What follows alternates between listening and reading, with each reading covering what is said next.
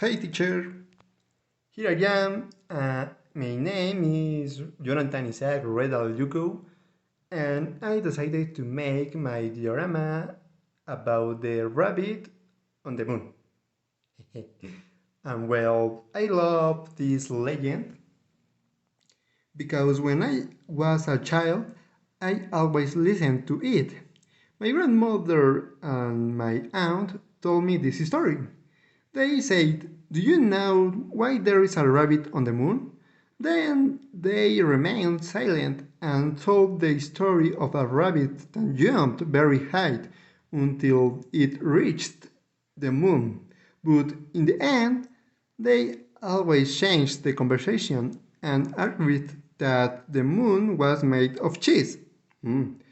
Now that I am an adult, they don't talk much about the moon, but I always look at the starry sky remembering their stories.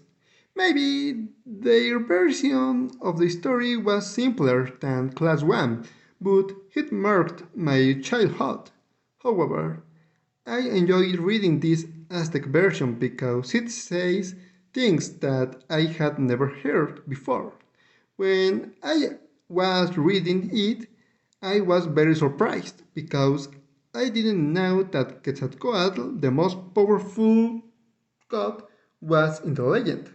I would have loved it if this character had been better described. Normally, it is a very large feathered serpent, but it can also become a man. It is rarely mentioned that Quetzalcoatl could live or be among us. Its representative colors are green, yellow, and red. He has very menacing fangs and claws, but he's loved by everyone because he cares about us and animals too. Some people say that this god was an alien or a spaceship.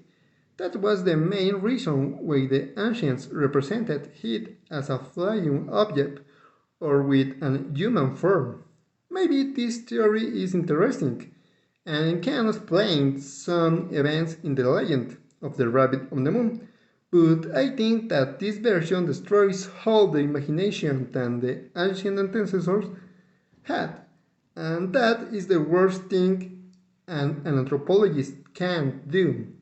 Imagining is the best quality of a human being.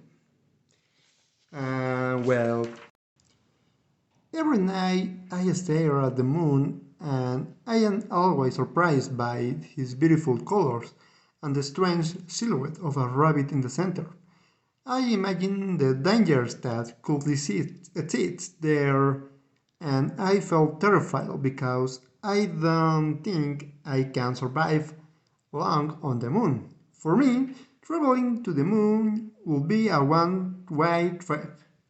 But if I have the chance to go to the moon, I would take a digital camera to take photos, maybe walking boots and a lot of food. Obviously, I would also wear a spacesuit.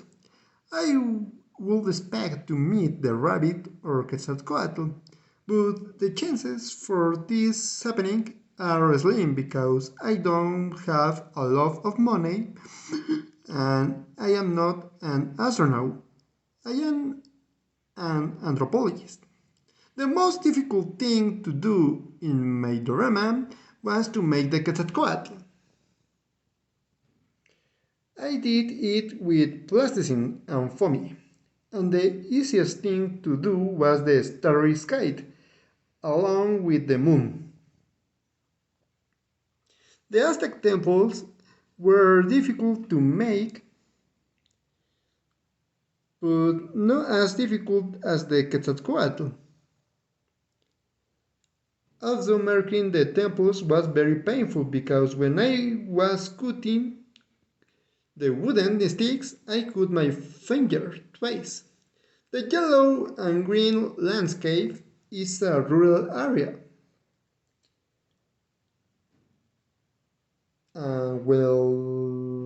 It's a rural area because there are no palaces, rabbits, pastures, pastures, a river, and a path that I made with a lot of love. Ah, and this is the narrator.